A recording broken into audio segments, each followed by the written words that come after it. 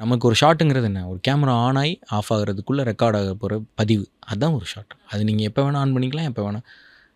இப்ப டிஜிட்டல்ன்றதுனால நம்ம என்ன பண்ணுவோம்னா, டப்ப டப்ப டப்ப டப்ப டப்பன்னு அடிச்சு எடுத்துருவோம். இங்க ஒண்ணு, அங்க ஒண்ணு, அங்க ஒண்ணு, இங்க ஒண்ணு. நான் கொஞ்சம் பின்னாடி போயி அத சேவ் பண்ணிக்கிறேன். What if it is film? நம்ம அவ்வளோலாம் போ முடியாது அப்படின்னு. அந்த ஓகே. மாதிரி ஸோ அது பண்ணேன். ரொம்ப ஸ்லோவான மெத்தட் ஐ மீன் வழியில தான் எடுக்கிறீங்க. படபடன்னு எல்லாமே ரெக்கார்ட் பண்ணி அப்படி இல்ல பண்ணுறது கிடையாது. நெறைய எடுக்க வேண்டிய அவசியம் இல்ல. இல்ல. என்னோட வேலை வந்து பெர்ஃபார்மன்ஸ கேப்சர் பண்றதுன்னு நெனைக்கிறேன் ஆஞ்சலின். அ அ தேன் இந்த ஷாட்டுக்குள்ள நடிகர்கள வச்சுட்டு பெர்ஃபார்ம் பண்ண வைக்கிறது, நான் அப்படி பண்ண மாட்டேன். நான் இந்த சுத்தி ஃப்ளாக் கட்டி இதுக்குள்ள வச்சு நோ. அது அது பண்ணதே கிடையாது. அது ஐ மீன் சித்தாலேருந்து பண்ணுறதே இல்ல. நானும் பண்ணியிருக்கேன். ஆனா அது பண்ண வேணான்னு நெனைக்கிறேன். ஏன்னா நடிச்சாங்கன்னா அத பார்க்கறது தான், அத புடிக்கிறது, அத படம் புடிக்கிறது தான் என்னோட வேலை. Beautiful. Actually I think it comes from your writing. அது ரொம்ப ஸ்ட்ராங்கா இருக்கிறனால, நீங்க அங்க போயிட்டு வேற எந்த வேலையும் பண்ண தேவையில்ல. It is all in the paper.